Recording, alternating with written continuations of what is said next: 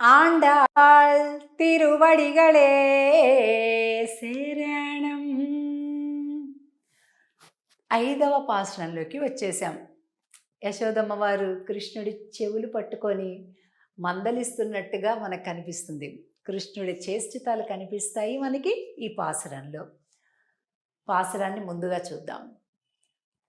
మాయనై మన్ను వడమదురై மைந்தனை தூய பெருநீர் யமுனை துறைவனை ஆயர் குலத்தினில் தோன்றும் மணிவிளக்கை தாயை குடல் விளக்கம் செய்த தாமோதரனை தூயோமாய் வந்து நாம் தூமலர் தூவித்தொழுது வாயினால் பாடி மனத்தினால் சிந்திக்கா போய பிழையும் புகுதருவா நின்றனவும் தீயினில் தூசாகும் செப்பு ఏలోరెంబావాయ్.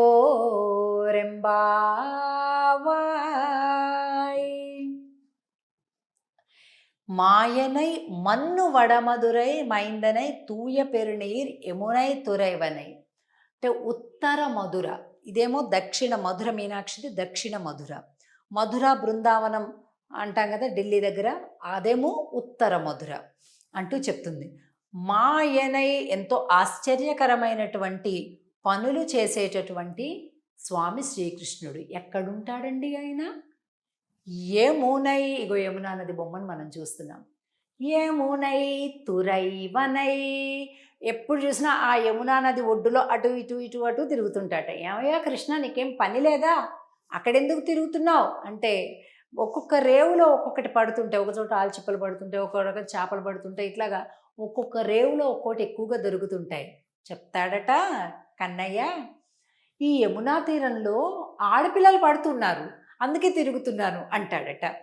అందుకే ఈ యమునా నది దగ్గరే ఎప్పుడూ తిరుగుతూ ఉంటాడట. యమునై తురైవనై. అలాగే 2వ లైన్లో చూస్తే 3వ లైన్, ஆயர் குலத்தினில் தோன்றுமணி விளக்கை தாயை குடல் விளக்கம் செய்த దామోదరనై. ఈయన ఆ గోప వంశం ఏదైతే ఉందో, నంద వ్రజం ఏదైతే ఉందో, అక్కడ వెలిగేటటువంటి ఒక మణిదీపం అంట. మణిలాగా ప్రకాశిస్తాడట. అదే హైలైట్, ఆయన సెంటర్ ఆఫ్ అట్రాక్షన్ అన్నమాట. అలాగే దామోదరనై, తల్లి యొక్క గర్భాన్ని ప్రకాశింపచేసినటువంటి వాడు.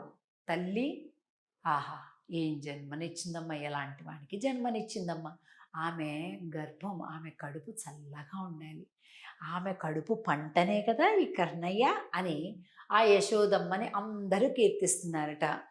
అలాగే దామోదరనై అంటే ప్రపంచంలోని అంటే విశ్వంలోని అందరూ భయపడతారు పరమాత్మ యొక్క ఆజ్ఞకి. అదే కదా ఉపనిషత్తు చెప్తుంది, భీషాస్మాద్వాతః పవతే భీషోదేతి సూర్యః భయాదగ్నిశ్చాంద్రిశ్చ మృత్యుర్ధావతి పంచమ ఇతి అంటారు. అంటే సూర్యుడు ఉదయం సరిగ్గా తూర్పున ఎందుకు క్రమం తప్పకుండా ఉదయిస్తున్నాడు, సాయంత్రం క్రమం తప్పకుండా అస్తమిస్తున్నాడో తెలిసినా? పరమాత్మ యొక్క ఆజ్ఞకు భయపడి. యముడు తన బాధ్యతలు తాను చేస్తున్నాడు, వాయువు తన బాధ్యతలు తాను పర్ఫెక్ట్గా చేస్తున్నాడు, వరుణదేవుడు సరిగ్గా. అందరు ఎవరి పనులు వాళ్ళు మంచిగా ఎందుకు చేస్తున్నారు తెలుసా? పరమాత్మ యొక్క ఆజ్ఞకు భయపడి. అలాంటి ఆయన్ని యశోదమ్మ ఏం చేసింది? చెవులు పిండి తాడు తీసుకొని కట్టేసేసిందట రోలికి. అందుకే దామోదరుడు అని పేరు పరమాత్మకి. దామము అంటే తాడు. ఆ తాడుని ఇలా పొట్టకు కట్టి రోలుకి కట్టేసింది. దామోదరనై అనేటటువంటి పదంతో ఇగోండి యమలార్జున భంజనం. ఈ బొమ్మలో మనం ఇవన్నీ చూడొచ్చు ఈరోజు.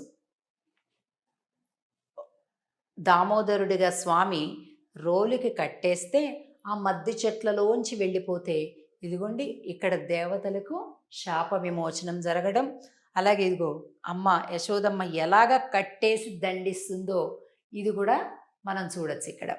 అలాగే తూయోమాయ్ వందునాం తూమలర్ తూవిత్తొజుదు, ఇక్కడ అర్చా విగ్రహ స్వరూపంలోని పరమాత్మను మనం ఎలా ప్రార్థించాలి, ఎలా పూజించే విధానం.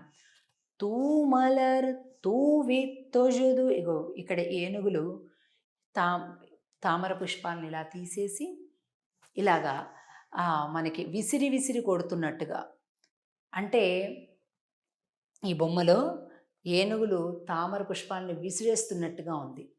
ఏమండి ఇలా చేస్తే కూడా పుణ్యం వస్తుందంటే, ఓ తప్పకుండా వస్తుంది అని చెప్తుందా అంటాడు.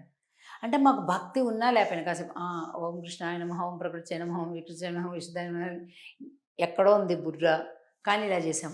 అది కూడా మంచిదేనా అండి అంటే మంచిదే అని చెప్తుంది ఆండాళ్ తల్లి.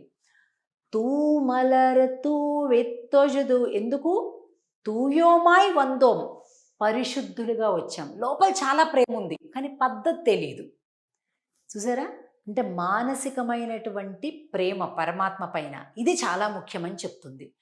ప్రేమ అనేది లేకుండా నువ్వు రత్నాలు పెట్టినా, బంగారాలు పెట్టినా, పెద్ద బంగారపు మండపాన్ని చేయించిన ఏం లాభం అండి? ముందు ప్రేమ ఉండాలి నీకు స్వామి పైన. ఆ రకమైనటువంటి ఒక అనుబంధం ఉండాలి పరమాత్మ పైన. అది చెప్తుంది ఈ పాసురంలో. వాయినాల్ పాడి మనత్తినాల్ సిందిక్క, నోరార పాడతాం, మనసారా ధ్యానిస్తాం, పుష్పాలు స్వామిపైకి విసిరేస్తాం. అంటే మాకు పద్ధతి తెలియదు పూర్తిగా అని చెప్తుంది. మనందరికి కూడా అంతే కదండి. మనకి వాళ్ళు అన్ని ఆగమ శాస్త్రాలు వచ్చి, వేద మంత్రాలు వచ్చి అలా చేస్తామా పూజ? చెయ్యం. అది చెప్తుంది ఆండాళ్ ఈ పాసురంలో. అలా చేసినా పర్వాలా, ముందు ప్రేమని నింపుకొని మనసులో భగవంతుడి పట్ల విశ్వాసం పెంచుకో అనేటటువంటి ఒక అద్భుతమైనటువంటి నీతిని ఈ పాసురంలో తెలియజేస్తుంది. ఇది 5వ పాసురం. తిరిగి మనం 6వ పాసురంలో కలుద్దాం.